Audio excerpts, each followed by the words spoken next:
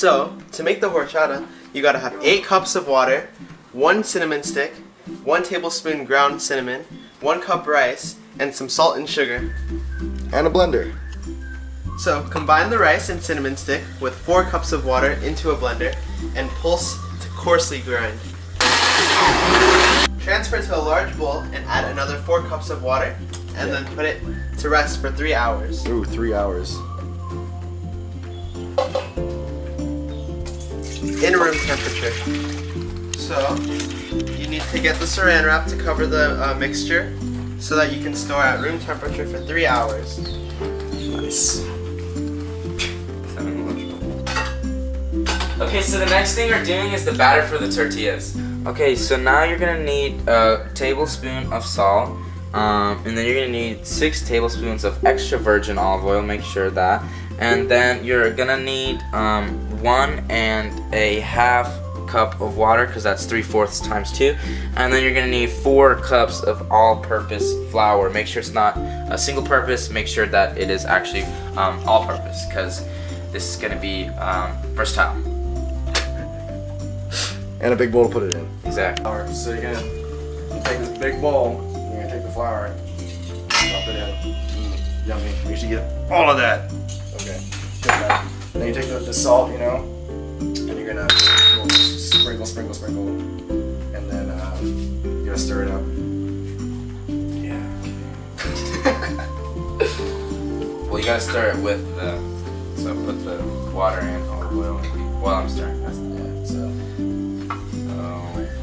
Divide the dough into as many tortillas as you want, and this is one batch of this is supposed to make 4, but we doubled the batch. No, so it makes 8. Oh no, one batch makes 8, so you're gonna double it to 16 then. Yeah, Right? 16. So normally you'd cut the dough into 8 pieces, but because we doubled the recipe, you make 16 pieces. So switch it out a little bit, and then you're just gonna do, I don't know if this is like AB calc AB right there. I know, dude. yeah, that's that calc AB knowledge coming in fractions.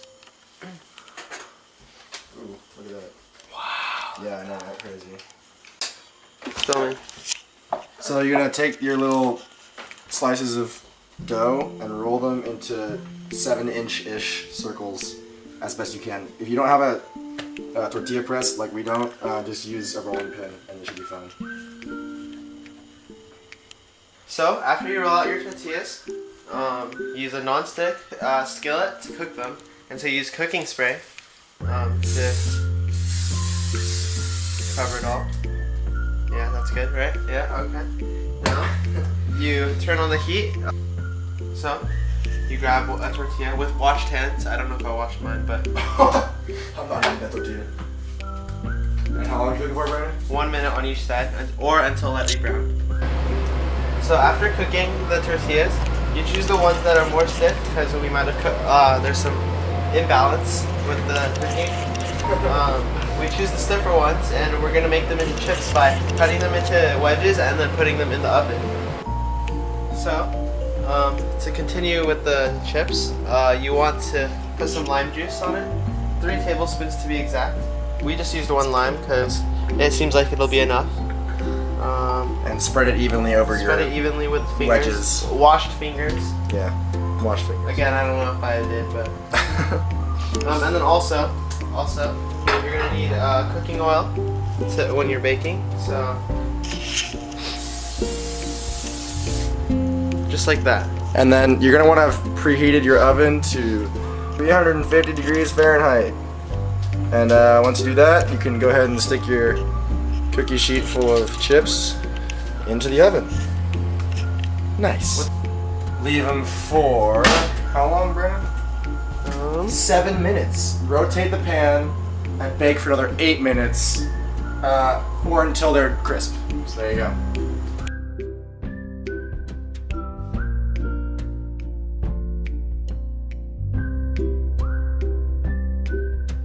So after you've diced the tomatoes, make sure not to spill, and then put it into like a nice little bowl. You're gonna measure out 3 cups worth of tomatoes, and this is for the salsa.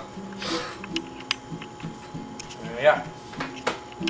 All right, so then get a lime out, and we're going to sprinkle this in a legit juice, or get it juiced. Okay, so now you're gonna get your lime. So obviously this is how you cut a bell pepper. If you do it any other way, it'll come out differently than ours, and so it'll invalidate our whole video. But so we only need about a half a bell pepper here for this part of the salsa. So make sure there's no seeds in there. And then, well, like, I guess you could have some seeds, but also make sure you wash your hands. And then always make sure to also try your ingredients to make sure that they're good. This is a good bell pepper. And you can tell because it'll taste good. And then, so what you need to do is then just dice it out, right? So just go like that. Okay, so then you need 1/4 cup minced cilantro. So obviously this will yield about 1/4 of a cup. So just go ahead and mince it all. And to mince, you just kind of basically almost cut your fingers. And then just kind of go like that.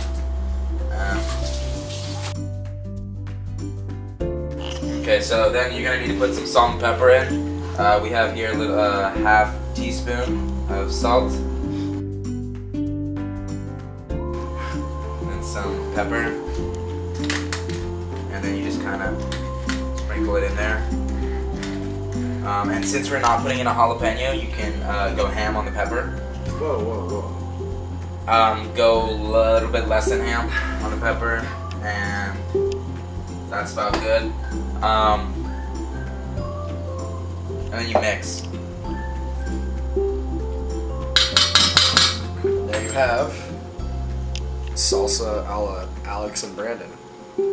Okay, so next what you want to do is have the avocados and seed them, meaning if you can infer, take out the seed.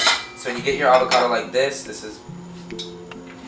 it's also handy to have a spoon with you. So if you see, we can just kind of plop that guy out. And what we need a spoon for is actually getting the avocado out. It's a lot easier with a spoon. And so as you remember how to dice tomatoes, you're going to want to put in 2 diced tomatoes into the guacamole. Okay, so once you get all your ingredients in the bowl, take a fork or any other implement really, and just kind of get in there and mash it all together. Try to keep it in the bowl, and we'll get back to you when it actually looks like guacamole. So after a while, once you like mash it all together, and it should come out looking like guacamole. So there you go. Nice. So after the last 8 minutes, your chips should come out of the oven looking kind of golden brown. The thinner ones will have turned a little bit more brown, and then just put them out to cool off, and then you can enjoy.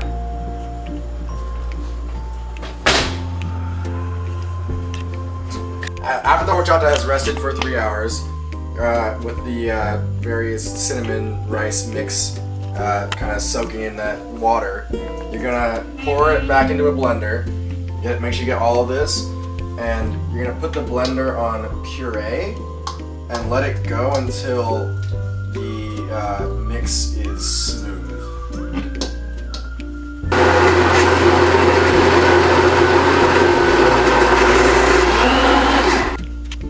Okay, so after you make a giant mess without your hands on the top of the blender and all this horchata spills everywhere, do it again, but put your hand on top, and then once it's blended, take it out the blender, and you want to strain out higher the not drinkable stuff.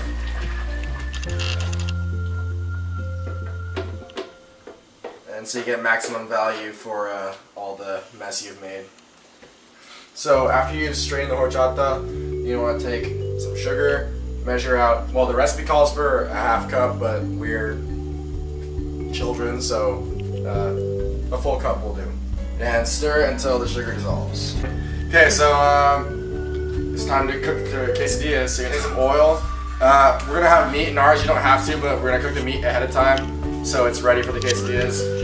So go ahead and just put down some oil, you know. You can spread that out with a spatula. Spread that around a little bit.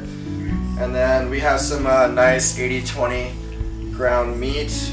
Oh yeah, it's beef. So 80% lean, 20% fat. Okay, so once you have your meat ready, it's out.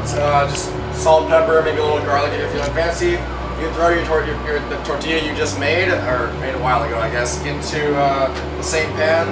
Warm it up a little bit, and start cooking. We also have some cheese here. This is a four cheese Mexican blend.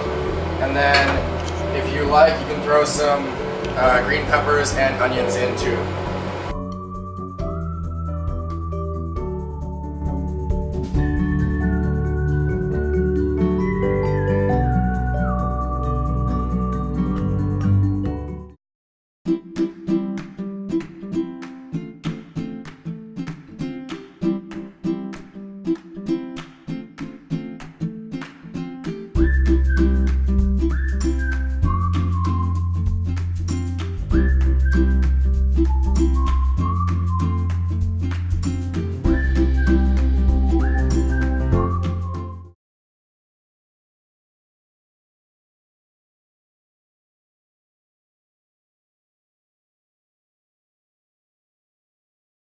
Make sure to put in the liquids while you're stirring. Oh, we should have gotten not this. It's okay, but How much olive oil? 6 tablespoons. 6 tablespoons. Oh, man, this is a bad idea. So make sure when you guys are doing this, do not use a whisker. While you're waiting for the horchata to settle, just get this good right here. You need to get a good workout so you can mix. Oh my god! Oh my god!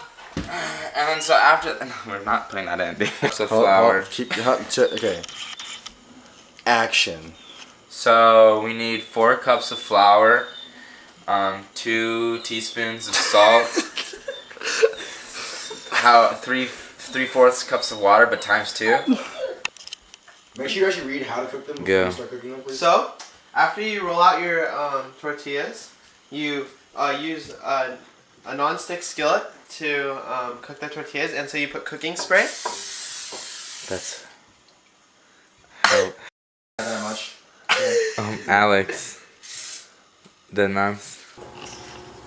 And so check if they're spicy. And this one is actually this one's actually really spicy.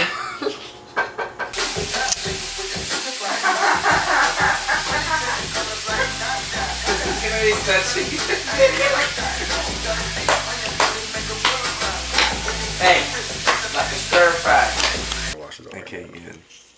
Make sure that you wash your hands before messing up. Before messing up usually helps. Yeah, that's good. Or after. I mean, honestly, as long as you wash them as before you do this, like, just don't use a whisk, you know.